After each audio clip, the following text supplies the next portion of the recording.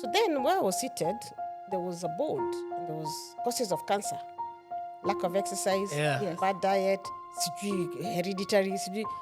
I said, me, I don't have cancer. You have done all these things. I told him I don't have. I told him as you're talking, I've just come from a long walk. Yes. I go to the gym every day. Me, I'm in the gym at 5:30.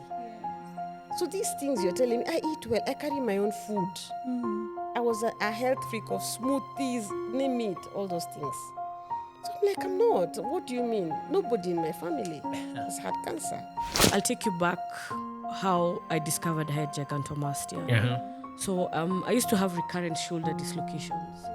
Like my shoulder will just pop off the socket, like if I'm asleep. Maybe if I'm pointing towards somebody to give direction. When you're advised about medication, please take your medicine. Do not be lied to by anybody. This is so sad. I have lost at least 2. There's a lady I lost who was told by somebody that this person had brain cancer and she cured it with juices.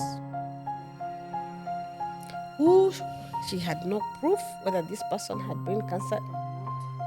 She tried treating this lady. By the time I saw this lady, it was too late. She did not eat. All she did was take juices. So I asked, how many kilos were removed from my chest? She tells me they've never seen anything like that in their life or in their medical history in that hospital. 7.3 kilos. Oh, wow.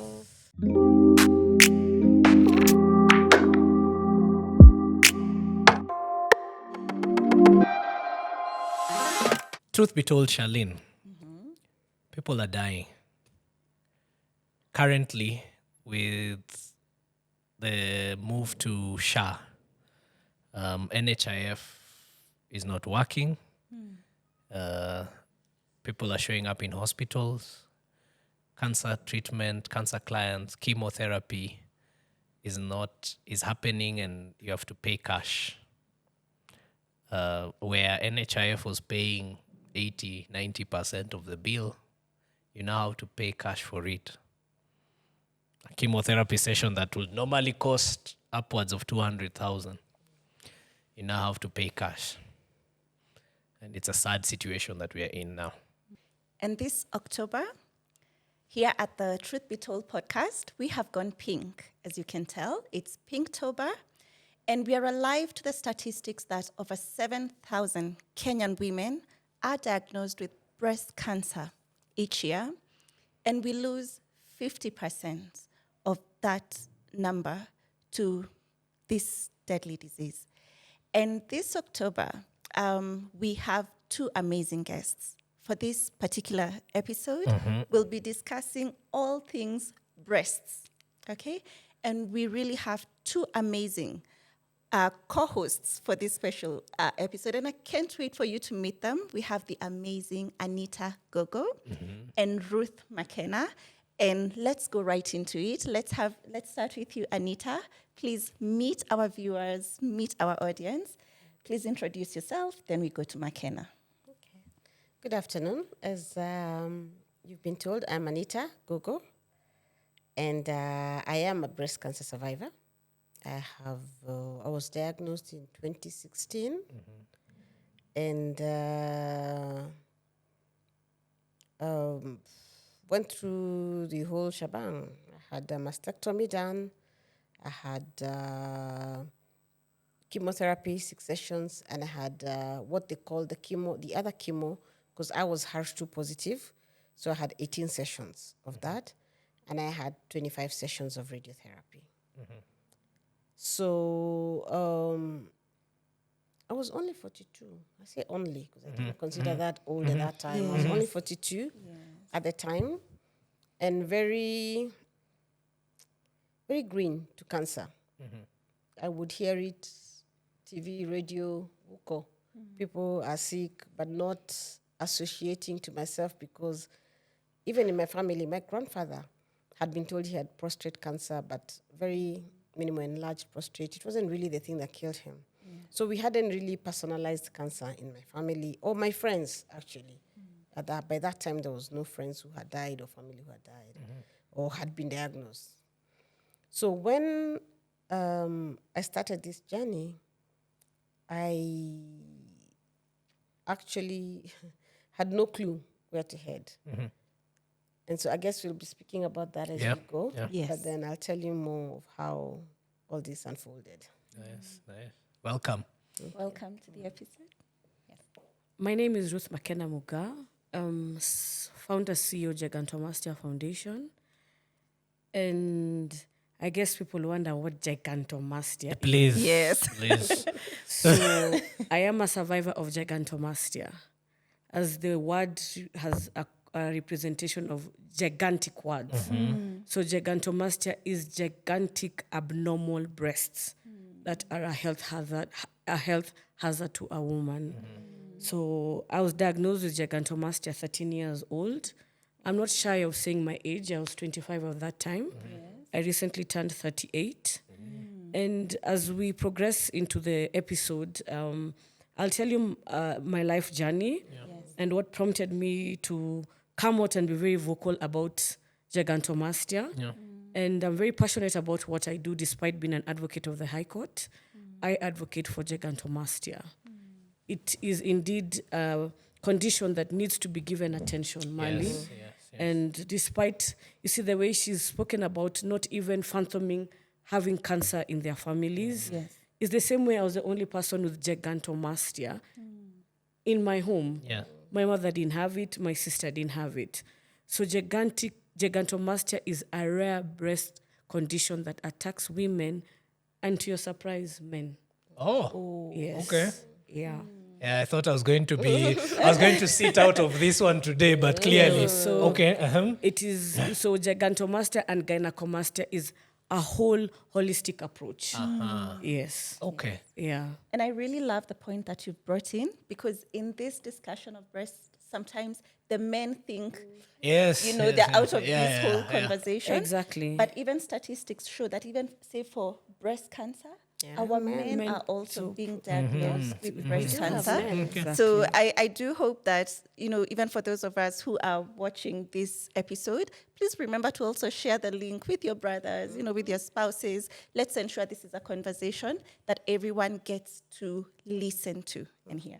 Perfect. So, welcome to the Truth Be Told podcast. It's going to be a massive episode from the introduction already. My name is Malem Toto Mwanza. And I'm Charlene Kimara. You may call me Mama Bima Kenya. Good. So, where to start? I've just thought, you said 42. Yes. And it's statistically, actually, they say in Kenya, breast cancer impacts the younger population of women and men compared to the Western countries. This is between 35 to 50. Yes. So at 42, what impact did that have from diagnosis? At 42, I was at the peak of my life. I had gotten married at 36. I had my 2 children. Yes. Had a, perfect, kawaida, middle-class life. Yes. Moving forward with my career. Had just stepped out of formal employment. Started off, my husband is a business person, so I joined him in my line of business now. I did my own thing. I know how in us Kenyans, when you're doing your own thing, umefika. Yes, Doing yes, your own thing, yes. I'm the boss. Nobody's telling me, "Ay, what else do I want here?" Yeah. Yes. So I was doing my own thing. So I was very flexible to be with my children, and I was very passionate about raising my kids because I got married late. And I already had endometriosis. It wasn't a big thing again those days. So I had already had endometriosis. My doctor was panicking about my age and not having children. So by the time I had my children, it was like, Finally, I was one of those done. moms who's a hawk. Yes. Helicopter, literally. Yes. So I wanted a flexible thing that could be able to help me be with my children yet still work. So that's where I was. So when I started, I noticed a lump. That's how it started. And then, the way you feel a lump, you're thinking, I ignored. My sister had a lump, but it was benign, it was not malignant. So then I called her. She's not in the country. So I said, I'm feeling a thing. What did you feel when you had a thing? She told me, Anita, if you feel a thing, you would not be asking me. You would know it's a thing. Yeah. So I ignored. So I remember one time I told my husband, "About touch here. I think I'm feeling." He told me, "I'm not touching nothing. Go to the doctors." And so it took me 6 months. That was now debating, should I not? What if it is? What if it's not? So how I ended up in hospital actually is I got sick. I was unwell. I went to the doctors. They diagnosed me with a bacterial infection. Oh, no, actually they said a viral infection. And I went to the lab. They did all the tests. As I was going back for the medicine to be prescribed, I mentioned to the doctor, "Oh, by the way, I've been feeling like a thing over here." And the doctor looked at me and said, "What do you mean by the way?" He told me, He called a nurse and quickly on the bed. And he came, he looked like there is actually something.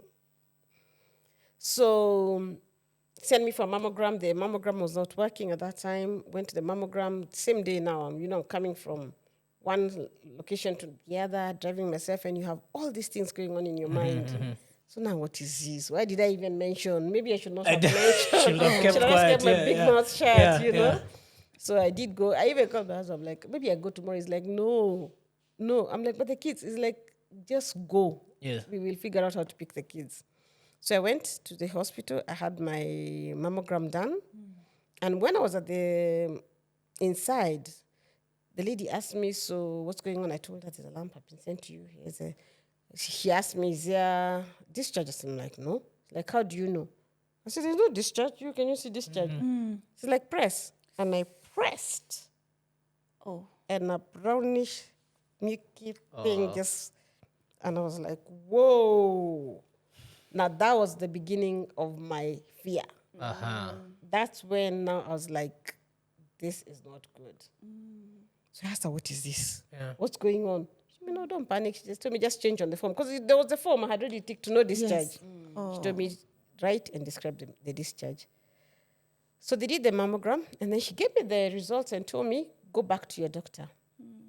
I told her I'd gone to A&E. Where am I going back? You are there I for an can't go back to- outpatient consultation. Outpatient. I can't just go back and say, where's that doctor? Yeah. So, and I was sure they had changed shifts. Yeah. So I went back to the car. I sat down. Of course, my husband is calling me off the hook. Have you finished? Are you done? So I told him, I'm here. I have the results. They said I go back to the doctor. I don't know where to go. And I told him I've opened, and what I am seeing here, in my layman thinking, I don't think this thing is good. Let me take a photo, send me. I took a photo, I sent him. Call me back. Go see the guy now. I'm like, yeah, actually. Because we didn't know, because we were asking each other, where do I go? What do I do with this? I have it. What do I do with it? So thank God my Ghana was just across the road, so I went. I called him, and my husband also called him. And he told me, the minute you get here, you know how Gainas are. Man, you guys, if you know, the queue is from there going round. So he told me, when you get here, do not sit. Yes, coming. Just tell that lady at the reception to call me. I'll come get you myself.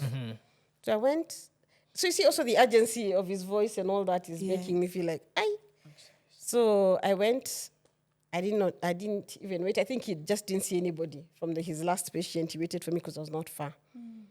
And I went in, he looked at it, he picked his phone. Dr. So-and-so, where are you? I'm like, eh. He's like, I have a patient you need to see now. Yes. So the other doctor said, no, I'm not in there. It was a Friday. Yes. So he said, are you coming in tomorrow, Saturday?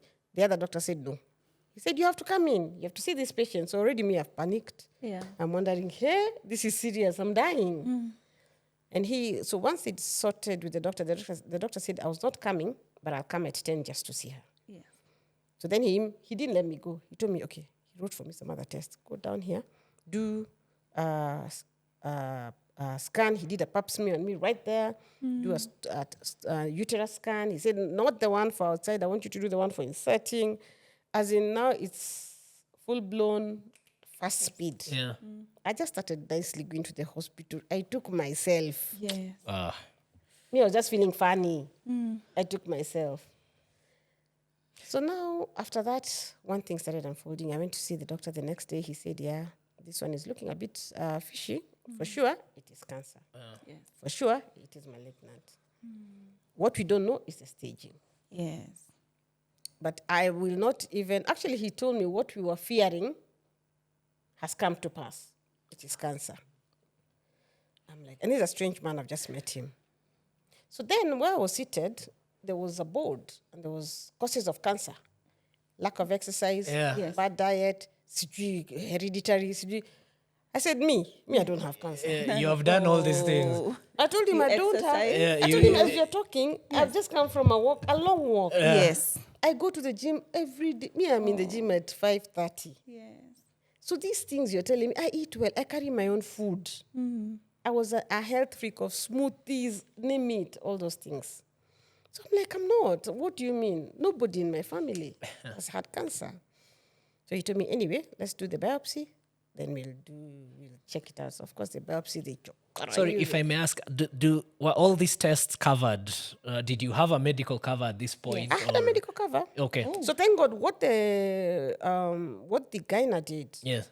I mean, it was covered, went, insurance, paid. The breast surgeon, it's a breast surgeon I was sent to, wasn't covered in my, in the line, the panel, yes. okay. So that we had to pay out of pocket. Yeah. So, and we only found out when we got there. And then again, he was on alone, the receptionist, he was not open. Yes. So we paid out of pocket that. So now the other tests, the biopsy was not covered. We had to pay out of pocket because it was being, at that point, those Lancet used to send biopsies to SA. You would go to Lancet, then they said, send it to SA. Yeah. So that we paid out of pocket. It was not cheap because you have to pay the doctor. You have to go to take, it was not cheap. So then after that, we came, you're told wait for a week. Now let me tell you. That week is psychological torture. Yes. That's trauma. It's as in you are now not sure what to expect. How far has it gone? Because you're waiting for the staging. You don't even know what staging is. You're just being told. Yeah. But they do the staging now to determine what kind of treatment you'll get. So I came back a week later, and he said, "Yep, like I told you, what you were fearing has been confirmed. You have breast cancer, stage 2 at that point, grade 5. So he says it's aggressive. It's going to stage 3. Then that time he checked my lymph nodes. He says you have no lymph nodes infected. So this is the plan of treatment. I've booked you already, Nairobi Hospital. Come, we do a mastectomy. No, he said a lumpectomy. Lumpectomy is just removing the lump. Yes. You come, we cut you, we remove the lump. Then he didn't quote chemo. He didn't quote radio. Of course, the hospital, he quoted his fee, but not the hospital. And he told me, and then because you're HER2 positive, it would mean you take Herceptin, which is 350,000 a session. You need 18 sessions. Oh, wow. And he quoted for me 7.5 million, I think. And you were like, for me, just there, he killed me right there. At I was onset. like, I'm dead. Yes. I'm dead, gone. Yeah. This is not Finish going Kumali. any other way. As in dead. Nipatieni to that, the certificate, my husband was saying, move on with this thing. 7.5. 7.5. Oh, Mali. And you're not sure insurance is going to Cover this, of cover course. this. How So now- much coverage do you even have for insurance at that point? How much was your cover for? Do I even know? I don't know. Because I can imagine It used to be done in my husband's office. Me, I just go to hospital if it's Richard. Hey, Yeah. Richard. So, I mean, you don't, but I doubt it was 7.5 million.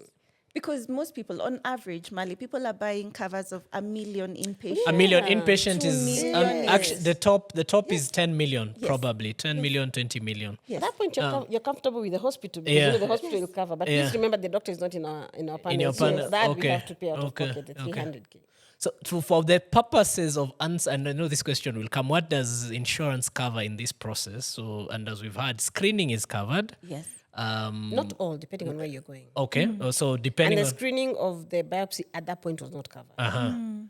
okay. Then They did, yes, then. Yes. Now Okay. things have changed. yeah. So I think we've come a long way as an industry.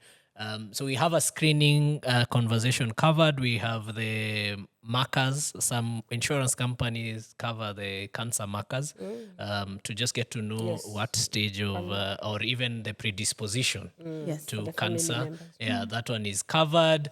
And the treatment is also covered, the curative treatment. But, and Shalini is the key, and agents here, sales agents, there's a sub-limit to which chronic conditions are covered. So you will find that, yes, we are covering cancer, but of the 10 million you have, if you have 10 million, we cover maybe 1 million. Exactly. Of it. You may have a 5 million cover, inpatient benefit, but if it's the first time that the diagnosis is coming in, some reputable underwriters will cover you up to about 2.5 million. Yeah. But we've started seeing even underwriters who are capping critical illness covers to about 700,000. And I think this is so sad because you can imagine going, you have a 10 million cover. Yes. Your critical illness coverage has been capped at 700K. Yeah. And you're given a bill of 7 million. Like, what have you done to that policyholder, to that patient? Yeah. You've literally finished them financially. So, I mean, maybe that is one of the things that also Kenyans, should be on the lookout for when you are also considering a medical cover. Agreed. It's very important. Yeah, please to go know. check. Go check what is the limit of these conditions. Okay, so Makena, Gigantomastia. Yes. Diagnosis. Is there a diagnosis? Do you walk into a hospital and the doctor is like, yeah? Okay, so out of the 10 years of running my foundation, and I said, I'll take you back how I discovered I had gigantomastia. So I used to have recurrent shoulder dislocations. Like my shoulder will just pop off the socket, like if I'm asleep, maybe if I'm pointing towards somebody to give direction. So there's this time I was in high school, I'll never forget that, in 2002. I was just asleep, and you see that you're just like turning. And my shoulder snapped. I remember I woke the dorm up because of how I just Scared. unleashed a scream. Like, so luckily one of my cubemates was in the first aid, she was a first aid guru. And having a history of knowing what is happening, I just told her, she clear my hand like this, get a sweater or something, we sling it. And this is in the dead of the night, like 3 to 4 a.m. So I had to sit there until like 6. And you can imagine now when people are waking up at 5:30, 6, we rushed and called the nurse. The next thing, I was there. I was just in so much pain. The school bus came for me. You're just in your pajamas, straight to Nairobi Hospital. And sorry to say this, nilikuwa kama customer wa Nairobi Hospital. So they'd see me a casualty. Oh, you're back. Makena, uko hapa? I'm like, yeah. I'm like, so let's do the thing. So they'd come, they put me on the opiums, the Valiums, reduce my shoulder, and I'm back. As in, like, after the highness is done. Also, where were we? So we continue. So in 2002, I had a shoulder surgery done, and I moved on with life. Like, maisha inaendelea nini. So I'd even forgotten what a dislocated shoulder is all about. Then when I went to see my orthopedic now again in 2012, I popped my shoulder. Now this time I was in campus. And I remember, you see the way you're just in campo, you're just there, you're just gumzo, you're having storos. So there's this kafresha who had come. Then she was like, hi, Ati, where is the library? So I was like, see, it's the... Then the sentence just... I just remember just holding my shoulder back, screaming. And you see that, like, they say, like, women who've given birth, so they even know when it's time to labor, what. Like, no, me, I used to know once that thing is out, the first thing is just to grab it and relax and sling it. I went back to my orthopedic Professor Mulimba. So he's like, it's been 10 years. What's happening to you? As in, I thought I'd fixed this issue. I told him, I thought so too. So he scheduled me in for another surgery. So my orthopedic is the one who realized that my breasts are the issue. So one thing led to another. So he fixed my shoulder for a second time. And when I was in the table, he realized that my breast size is the most abnormal thing he's ever seen in his life. And so you have the pectoral muscles here. They were done, like mine, nikuisha nilikuwa zinaisha because of the weight. So he told me after 2 weeks, I needed to go and see a plastic surgeon. So he referred me to a plastic surgeon in Aga Khan, Professor Hainga. And you see doctors, they normally talk. So I'm walking into Prof's clinic. with a sling and swath. You're just there. Me, it's 2 weeks after having surgery done. At least I'm ambulant. I can walk. I can do 1 or 2 things. So when I entered, the first thing the professor does is to chuckle. So you're the one dislocating shoulders because of big breasts. Oh, wow. So me in my head, I'm like, so is it a big deal? What is it? Like, I have a very strong personality and very bubbly. Yes. So he goes like, how is your back? I'm like, my back, it's been paining, but there's nothing much to it. Your shoulder, now you still have a sling. I'm like, yes, I just had surgery done for my shoulder. Then he goes like, just go there, examine you. So, when your examination, you have to remove your bra. Prof just held my boobs like this. He looked at me, and you've been surviving like this. I'm like, but see, it's like being part. It's a body part. It's like asking me, how are you surviving with this year or what? So he told my mom, why didn't you even bring Makena earlier? So mom is like, what do you mean? Why, For what? You're bringing her earlier for what? No, she has gigantomastia. So that's the first time I ever heard the word gigantomastia. Sort of curiosity, ask him, Prof, what is gigantomastia? He's like, this is gigantomastia. You have abnormally enlarged breasts. That's why you're finding your body is giving in to the weight. Like you see the shoulder is dislocating. Yeah. You're telling me your back pains are on and off. Your neck. Now that he was saying those things, I resonated very fast. It could be that way. Sometimes you sit your neck. So this is the prognosis. Yeah. Yes. You find like you have very bad neck pains. Your back is constantly paining. Like for me, it was extreme that my shoulder was dislocating. You find even you have knee pains because of the weight. Yes. Okay? Then the nipple sensation becomes very poor because blood supply to the nipple. You can imagine your key nipple is here. And your blood supply comes from the clavicle. And you're like, and then getting a bra size is a nightmare. So you're in a kibra, these boobs are big, you're sweating like when it's hot. That's why I'm saying when he was saying it, I could start resonating to 1 or 2 things I used to go through. Yeah. You go like to a shop like Woolworths, they look at you like, as in, we have nothing for you. We have nothing for you. I even remember there's a time I'd gone to visit my bro in Stato. The lean brands of that, those ones that would give you the Debenhams, they could accommodate your breast size. So I walk into this shop in States. This woman is measuring me. I could see it's like, she's not believing what is going on. So she asked me, how old are you? I told her my age, I'm 20-something. She goes like, honey, you're like, I don't know how many inches off the range. So we have to custom make a bra for you. I'm like, me? As in, you're there at Asherehani there. I was like, you're visualizing. This one is for Makena. Yeah, you finished one cup. Like that. I'm like, no, it can never be me. Yeah. So she's like, we don't have a size to accommodate you. So I was like, okay. Then my sis had a friend in Turkey. So at least, in Turkey, they could send you bras like that. Yeah. In the UK, the Marks and Spencer, they could accommodate my bra sizes. Then it got to a point, these things are getting too expensive. So who is my next shoulder to lean on? Mama Mtumba. Yes. So I remember there's then in Kenyatta Market, I was just walking one day. Then I looked at those bras being sold. I just said, sickness can humble you, or whatever situation you're going through will humble you. So I asked that lady, niaje poa, unaweza kuwa na bra size yangu? He's like, niko na mingi. She opens, they open those 2 paper bags. Anafungua beli. Kwanza I remember she told me, kwanza leo umeangukia nimetoka soko. Camera. So she's removing bras.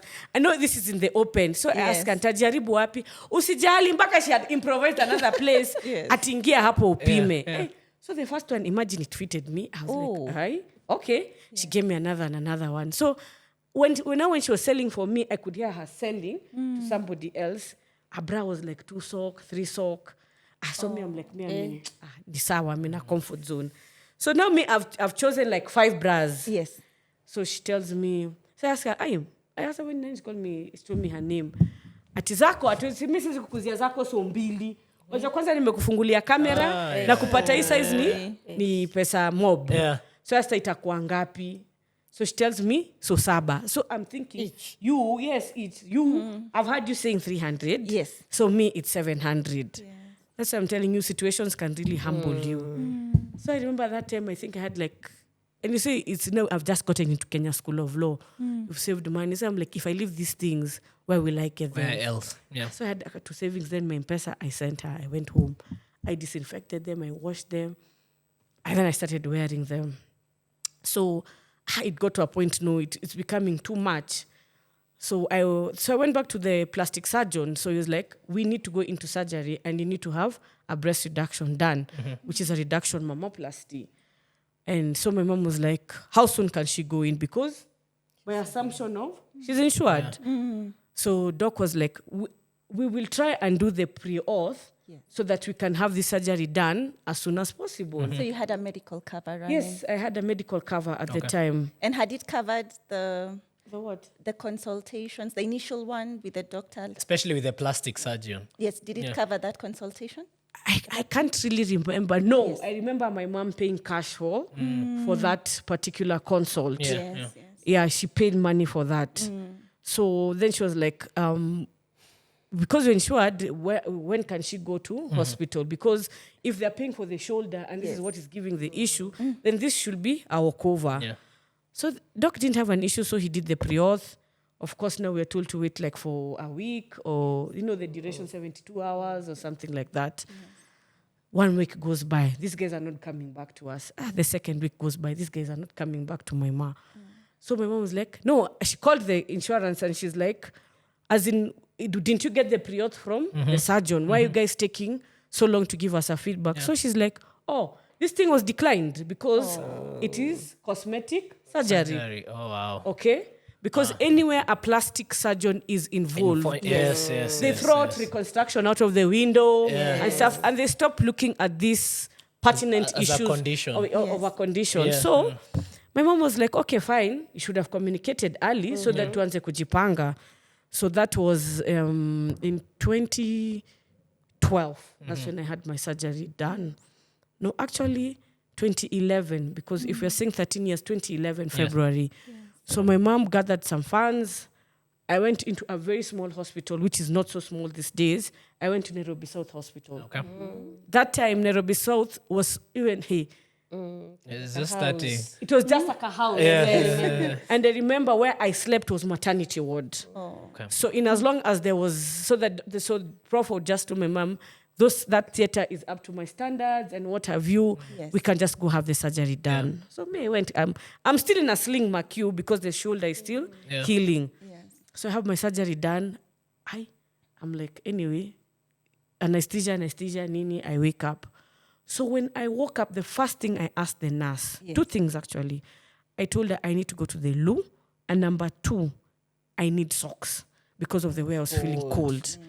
So she told me, what do you want first, the socks or to go to the loo first? I told her what is more pressing is going to the washroom. So because of having gigantomastia, you're used to this pose. Yes. You're used to a slouch because you see they're pulling you, okay? So Missy, I'm working back to the norm. So I'm there just slouching. So I remember her doing this to me. Walk straight. I'm like, what do you mean walk straight? Yes. At least your chest is lighter, your breast tissues. I'm like, So I asked, how many kilos were removed from my chest? She tells me they've never seen anything like that in their life or in their medical history in that hospital. 7.3 kilos. Oh, wow. 3.9 and 3.4. You see, you're still high on anesthesia. I said, I didn't even take so much account into it. Yeah. Do what I've told you to do. So she took me to the loo, came back, put for me my socks. I blacked out. So at around 6 p.m., I woke up. Now you see you're a bit sober, you're thirsty, you want to eat. I called that nurse. You told me something, but I thought nilikuwa bado ni dawa ya theater. Sikusikia vizuri. Sita chacha nikulete file uone. I'm seeing 3.9 on the left, 3.4 on the right. I'm like, where are those tissues? I need to see what you're talking about. Yes. She goes to the lab. She calls the lab. They were in a bucket. You see this 20 liter, this one's like the ones for washing clothes. Yes. It was full of my breast tissues. I was like, what? I was like, I'll process this later. So as I continued walking, I could feel the lightness. Yes. The back pain is going. I could now even automatically I even removed my sling. I'm feeling this. it's like you're a new person. Some freedom. You know? Some freedom. I Yeah. was like, kwani I've been a slave? I was in captivity, or what was this? So I stayed in hospital for 5 days. I was discharged. Of course, I disappeared from the scene in Kenya School of Law. And I went back after 2 weeks. So me, I'm walking into class. I'll never forget that day. And I used to sit uko nyuma, because, you know, we used to have, you know, the way when you're growing up, you have to click. Yes. So that day, I remember coming into... Backbenchers. Tulikuwa kwa backbencher. So nikaenda nikaketi pale mbele. So the lecturer, I remember it was a conveyancing class. So the lecturer goes like, excuse me. So I'm looking at him like, yeah. Are you normally in this class? Yes. I was like, yeah. You look that different. Yes. I'm like, even bring the register. This is my name. Yeah. He's like, no. Where do you normally sit? So I used to sit there. Then I looked. So I just automatically it registered in my head. So my breasts were an identity to you. Yes, it was your identity. Yeah, so now that I don't have them, you want to start drawing my attention in a class of close to 400 students. I was like, now we'll go head to head. So I asked him, so I told him, I know what you're driving at. In fact, I said it loudly, I had a breast reduction. Yes. So this that you used to see is no longer there. Hey, he backed. He was like, no, I didn't mean it in that way. And blah, blah, blah. So I was like, it's okay. It's life. So we finished the class. I remember intentionally sitting. Everybody had left. I wanted to have a word with him. So I told him, with all due respect, Mwalimu, that was uncalled for. Because obviously I've always been answering questions in this class. And he apologized. He was like, no, it's not like that. But obviously you would know what his intention was. So I was asking myself, if I didn't have a personality like what I had, how about somebody else who, you know, they'd even want to change class and go somewhere else, okay? So life went on, nikapona, I did law school, I was admitted to the bar. But one day I worked as a banker, and I was even in the magazine's True Love talking about my story. There's this lady who walked up to me, I was just a teller. And she goes like, hi, is your name Makena? You look very familiar. I was like, yeah. I read your story in the True Love. And I was like, I just looked at her bust. She said, can I have a word with you? So I was like, now I can't talk to you now because of the working hours and stuff like that. So I gave her my number. I told her, call me after hours, we can talk. True to her what she called me. And I guided her. I told her to go to the surgeon. She had her surgery done. But her, she's lucky. I think her dad was influential in Gava at that time. So the cover was her cover paid for her. Yes. So there's one day I just had an aha moment. How many more women, how many other girls are just seated out there being stigmatized because of this breast condition? How many don't know it is actually a condition? That you can get treatment locally. Because I remember when I was being told I'm supposed to have a breast reduction, the only person who came to my mind was Queen Latifah. Where am I getting Queen Latifah from? Just to tell me how the experience was or what to expect. I told myself, kaende sana. So mimi nilianguka nayo. I went for my surgery. I had nobody to talk to. I embraced my own journey. So I sat. One day, I was even late for work. I don't know. There was so much traffic that day. So I remember being so mewed over there by the manager, a supervisor there. I had a bad day that day. I left Jobo. I looked for the surgeon who had done my surgery. I told him, you guy, you know what I'm going to do? I'm going to start a foundation for this thing. Because there's no advocacy, there's no awareness. You doctors probably are missing out on a niche whereby instead of patients going outside there to pay those sums of money, they can be done here. It can be done here locally. And let's start talking about it vigorously to the county levels, to the insurances. How many people are killing themselves because of this condition? What started as a joke for me 10 years ago is a testimony to me and other women as we sit here today. Because I can say I've proudly held close to 500 women's hands to have the surgery done. Attracting even patients from Tanzania, Uganda, the UK, Malawi, Sierra Leone, Cameroon, you name it. I have been that vocal talking about gigantomastia. So it is indeed a condition that needs to be given attention, like the way you see the breast cancer is being given. Things like fistula, you hear fistula, everybody's up in arms. Yeah. But when you talk about gigantomastia, sio ni matiti tu. Yeah.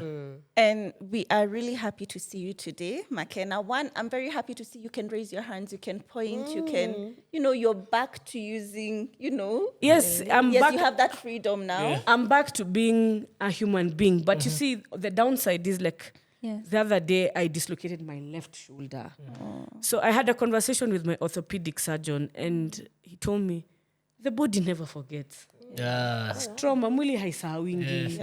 Yes. It's healing, pole pole. You see, because he said by virtue of probably that hand dislocating on that side, Yes. it doesn't mean this other side was not hurting. Yes. But it was catching up slowly. Okay. So it's a cry for help.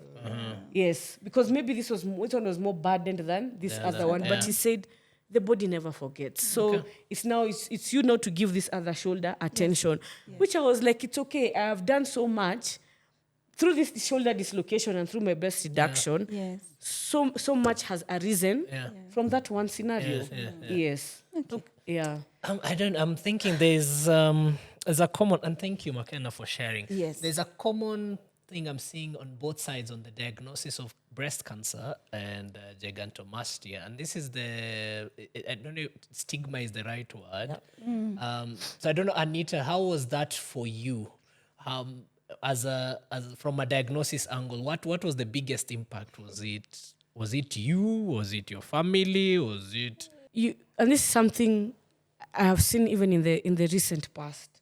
You go and see a doctor, and it is just tabulations. Bills. And 7.5 million. And somebody is just telling you, like, you've gone to the soko kuliza, na hizi hii nyanya hii kilo ni pesa ngapi? Uambiwe ni 100. Yes. But you're talking about millions. And that time, you need to be sensitive where this person is coming from. You don't even know their financial capacity. Like now, I was told, like my mom was told, like this is 13 years ago, 600,000. Oh, wow. Shamba. And that is just surgery. You've not several quarters. You've been told it's in the tunes of 500, 600,000. Yes. And you cannot, principally, you cannot tend to start telling him, can you start canvassing the insurance? Yes. Give a different diagnosis so that this thing is paid for. Yeah. Principally, you can't do that. Yes, but I thank God for my parents. Yes. They were able to raise the money and the surgery was done. Yeah. So that's why I'm saying sensitivity, even the medical practitioner talking to you, there should be some sense of empathy and not always looking at the money element. Yes. Okay? Yeah. Like you see now, like I've really felt bad, like you're being told 7 million. Okay. This is in the first week of diagnosis. You didn't even know you had cancer. And now she's you're still, dealing and she's with still this. in a phase whereby she's trying to digest. Yes. Like the shocker for you, like I could feel the shocker for you came when you're being told you have nipple discharge. Yeah. I'm sure in your head you were about to tell the nurse, kwani umesikia niko hapa na nyonyesha. Thank you, Then you press and you're like, what is Actually this? coming out. It's actually coming out. Yeah. You sit, you peep at your results, you go to Dr. Google, you're like, Oh no. Yeah. It's the worst. no, like for me now when I was diagnosed with gigantomastia, I could now, so many things were coming to my mind. Like, is it that's why I used to have these nicknames? Oh.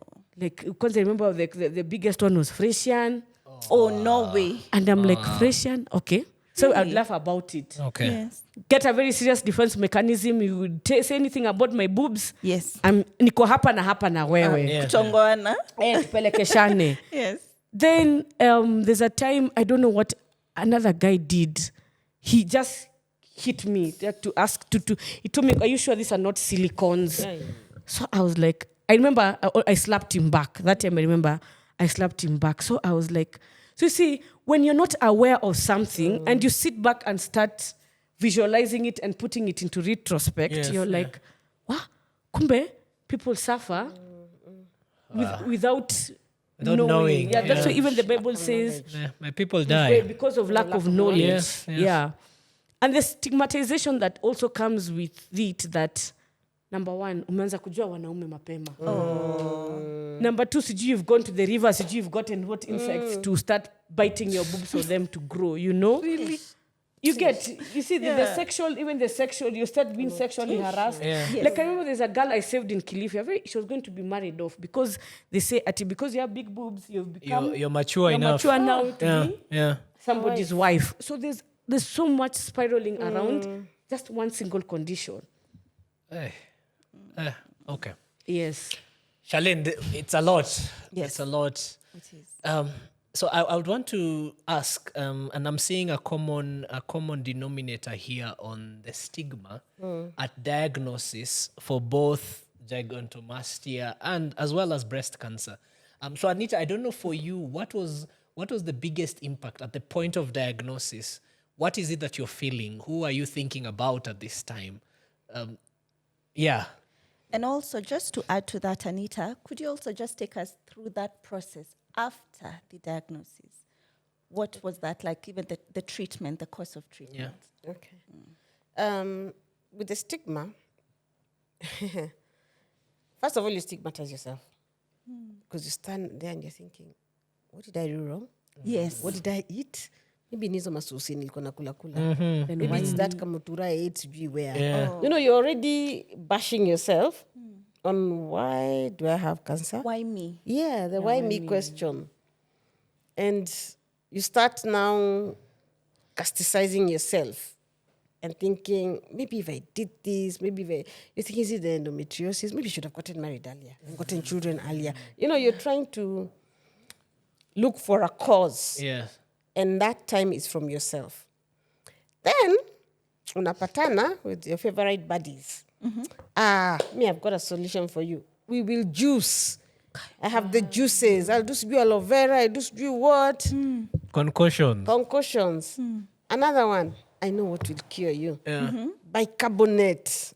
What is this? You could stop eating. You what? And remember, I was very healthy. I'm one of those who used to carry mbosho and sukuma wiki to work for lunch. I've eaten fruits or a smoothie for breakfast. I have my beans and boga for lunch. I never even used to have dinner. Oh my gosh, I was always there. Me and my gosh, I go home, I take my tea. Yes. Somebody's telling me, oh, it's these milk products. I'd even been diagnosed with brucellosis. I think it was part of it. But somebody told me I took 21 injections. I should sue that doctor. Oh, wow. Maybe it was just they couldn't diagnose the breast cancer from blood. Yeah. I was treated for. I never used to buy milk from the cow directly. I used to buy pasteurized from Super. Yes. I had 21 injections for brucellosis. So anyway, stigma was there and it was for real. And then, so now, this is one of my clients who told me, you've been getting sick. Are you sure you give tithe? Oh, Lord.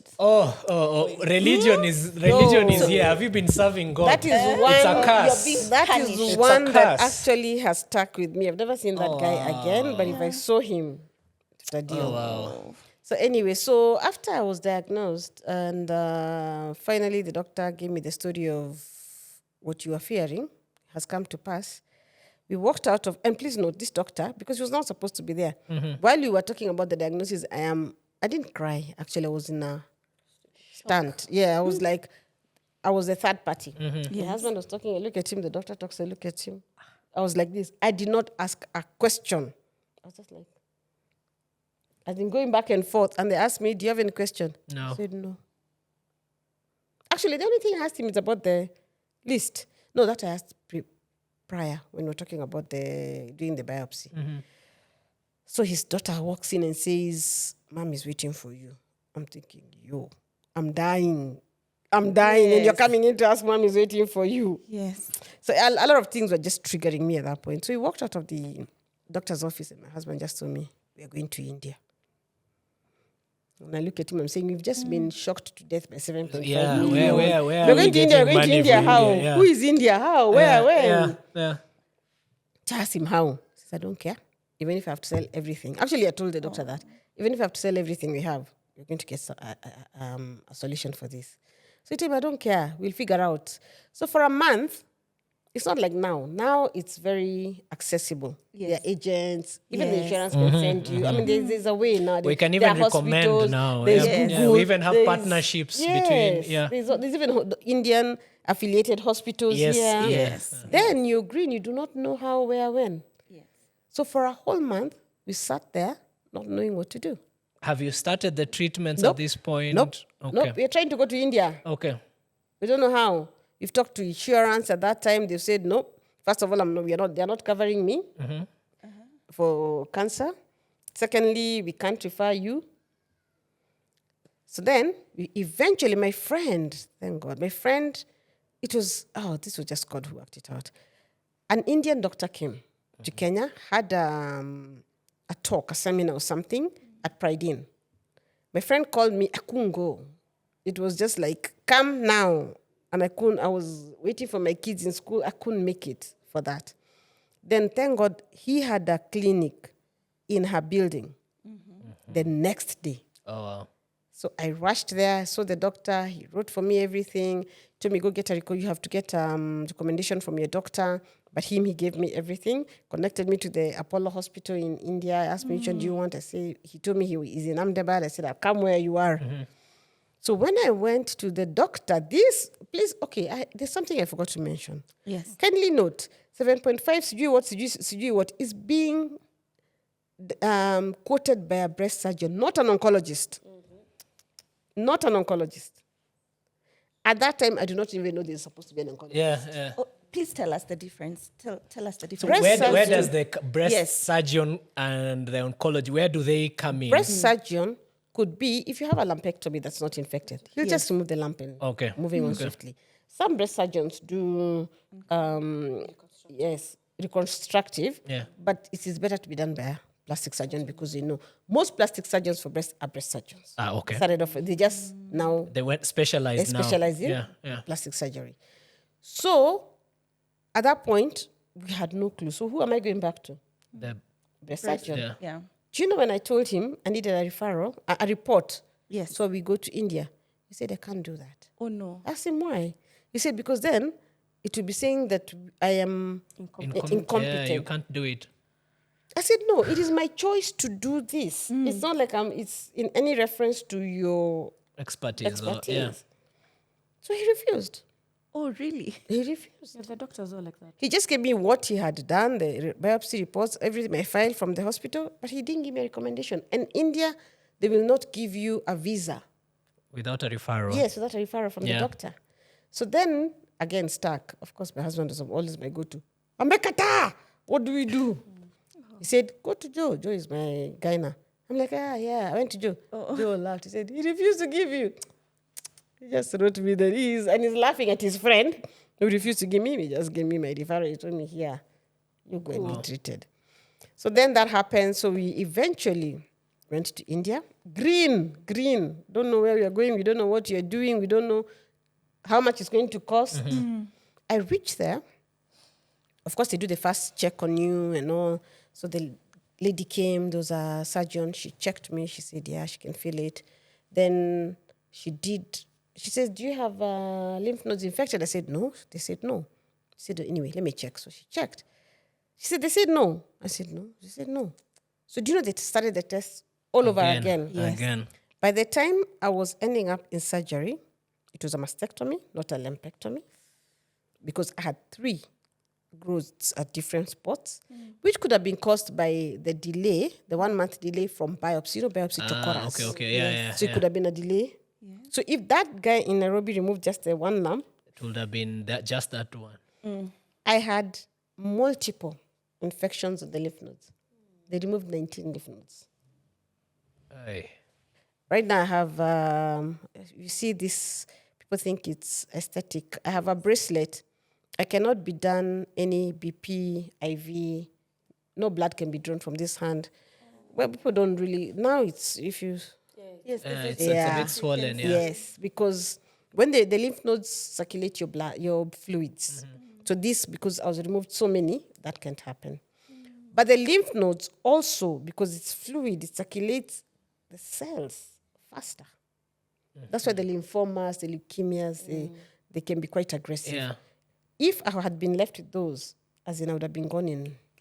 So had this changed the stage, or it was still stage 2? Now it was full-blown stage 3.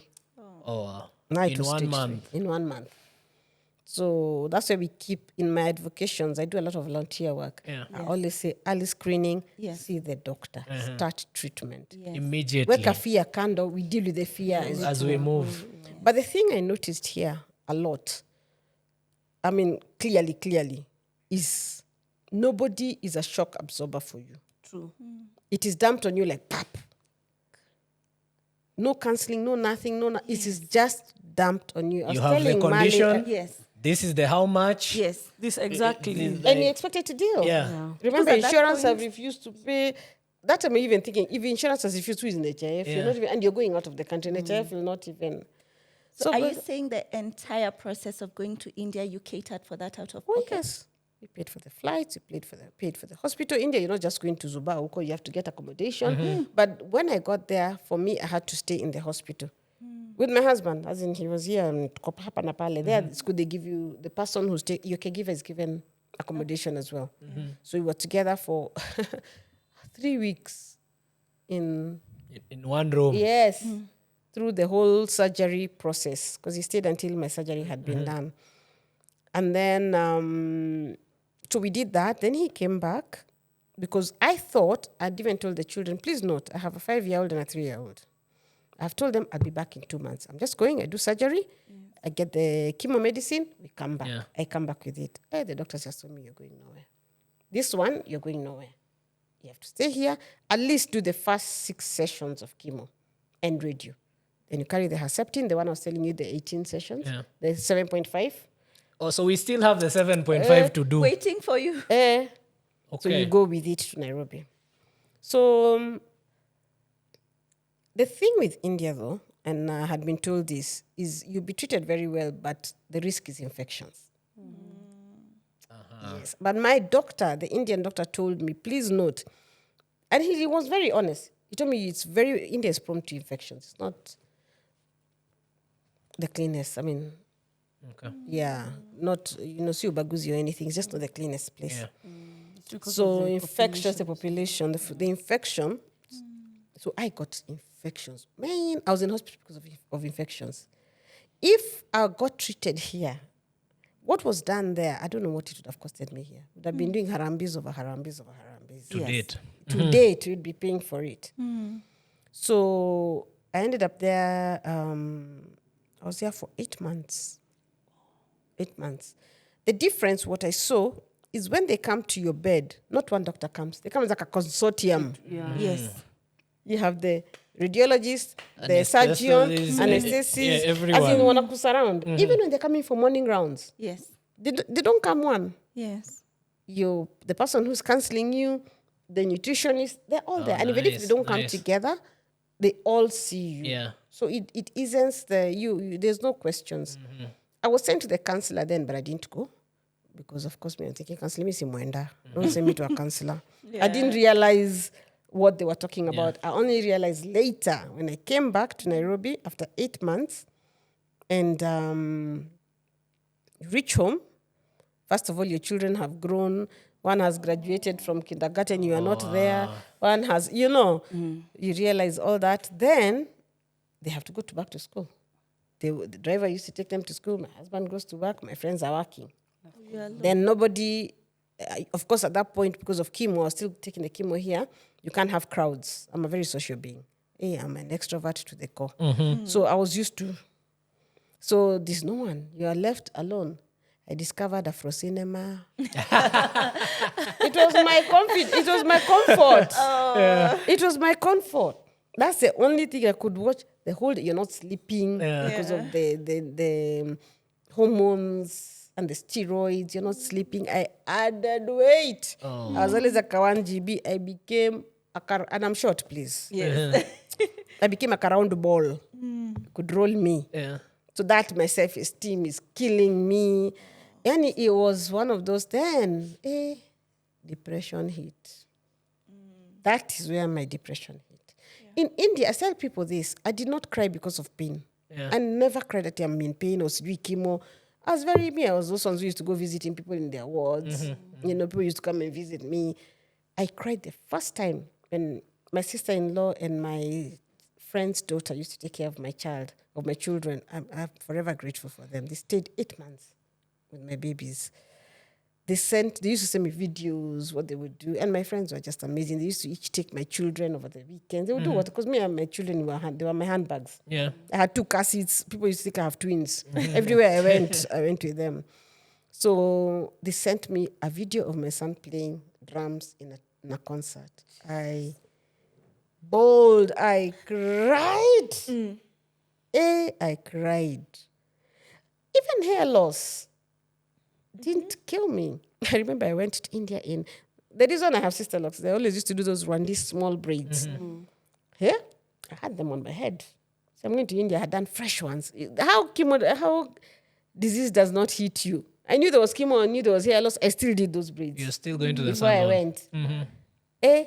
One time I'm doing this, and I came out with braids. I'm thinking, Kimeumana, we are here. So it first fell off here. Even now, I don't have hair here a lot. And I had long hair. So it fell off here. I did not cut my braids. I removed my braids. One alone. Yes. One by one, I twisted them myself. I finished. They're falling as I'm removing. I'm not crying. Removed. Finished. Looked at myself. I started, now you're debating. Now you go and wash, and there's hair on the floor. You're thinking, yo. Okay, so now, at that point, I was in a hotel. We hadn't moved to an apartment. Then there was a barber downstairs. Then I was with with my sister. My husband already come. My sister first came to stay with me. So I told her, it's time. Let us go downstairs. I went down. Told the guy, cut. And he's looking at me, you're not crying? I'm like, no, it's just hair. It will grow back. I took photos. I was telling you I don't like photos. That time I took photos. Yes. Posed, all styles, para, clean. Yes. So. And it sure did grow back. It did. Your hair is beautiful. It did. Maybe you could Thank just you. show us I had a to put I had to put sister locks to have permanent and these braids. I'm like, it takes me. This reminds me of somewhere I've come from. But yes, so then depression hits. As in, you're alone. You're not sleeping in the night. In the day, I'm not a day sleeper. I'm not sleeping in the day. Of course, now I'm not talking. My husband would walk in, and remember, he was my first caregiver. Yeah. He would walk in to the living room. I go to the bedroom. I don't want to talk. I'm just fighting with I don't know who. Yes. But then I don't even know who I'm fighting with. I'm just in a fighting mode. It was bad. Even when I could drive, I didn't drive. I didn't take the kids to school. So one day I just woke up and I realized, this route I'm going, I took myself to a counseling school. I didn't do one-on-one. That time I was still stigmatizing my head that when you go to counseling, you're cuckoos. So I did a counseling crash course for 1 month. So first of all, it got me out of the house because I would go from 8, I drop the kids, I go 8 to 5, which really helped me. And you have group therapies, you have individual therapy, which really got me back. So back to insurance. So I asked them, are they going to reimburse? Nope. They told me, check with the NHIF. Mimi huyo, kagu, NHIF. I found my niece was there. She tried. We tried everything. They just to take you around. But that was 8 years ago. Right. So they took me around. Eventually, they didn't reimburse. So the full cost came back to us. Okay. So stigma, yes. Let me tell you. Then even when you come back, people are still trying to cure you. With the juices. Yes. And the concoctions. And then let me tell you the worst part. Yes, bicarbonate. But let me tell you the worst part. Do not eat. My doctor had told me. When I asked my doctor when I was coming, what diet? Please talk to me about diet. Because I've heard many things about cancer and diet. Just open the door. To me, Anita, look outside there. Who's there? I said, a few Africans and the majority is Indians. He told me, close the door. What do Indians eat? Yes. I said, no, They're vegetarian. vegetarian. Yeah. He told me, let nobody lie to you. Eat everything in moderation. Yes. Even your sausages that you like. Just avoid extremes. Yes, he told me you can eat your sausages once a month or twice a month, not a lot. Everything in moderation. Let me tell you, when I came back, me, the health freak, I bomb everything. I never used to like bread. I Eat tell it. people I still don't like bread. But when I'm eating wheat, I eat what I will enjoy. I'll either go and buy Java cake, fudge cake. I sit down, I bomb it. I go to cafe and buy a course. I cooler it. Yeah. No apologies. No apologies. Me, I'm a meat person. Don't tell me not to touch meat. Yes. I'll eat it. Tea. Gashai, I told people when I die, please pour a tea into my Put me with a flask of tea inside there. With enough milk, enough majani. Yeah. Don't compromise. You know, so I have not stopped. People still try to tell you, don't, you're eating meat. You're eating, you're drinking tea. I'm thinking, people, been there, done that. Please leave me alone. You know, one thing I'm really loving about today's conversation is the support system that each of you had while going through that. I think when Makena was speaking, you kept hearing her mom coming mother, up in that conversation. yeah. You know, her mom was the one pushing the insurance, talking to the doctors. So you can tell she was not walking into this alone. Yeah. With Anita, we can hear the community you had from your husband to even your sister-in-law to your own sister. You know, because these are the people who also give you that peace of mind. Now you can concentrate on the treatment because being this helicopter mom who does everything for her children, that must have been so draining for you not to be there, not to see your child even probably finishing his classes, his drum set, I'm guessing his drumming classes, and then seeing him now even doing a concert. But yeah, I think today's conversation, honestly, happening in Pinktober is very timely. Yeah. Thank you very much, Mali. Yeah. So, Makena, Yes. we're talking about stigma and even the diagnosis for Gigantomastia. How do you help the ladies to start the process to even know that this is what I'm suffering from? I need treatment. I've lived with this thing my whole life. I'm okay. What stigma is there for this?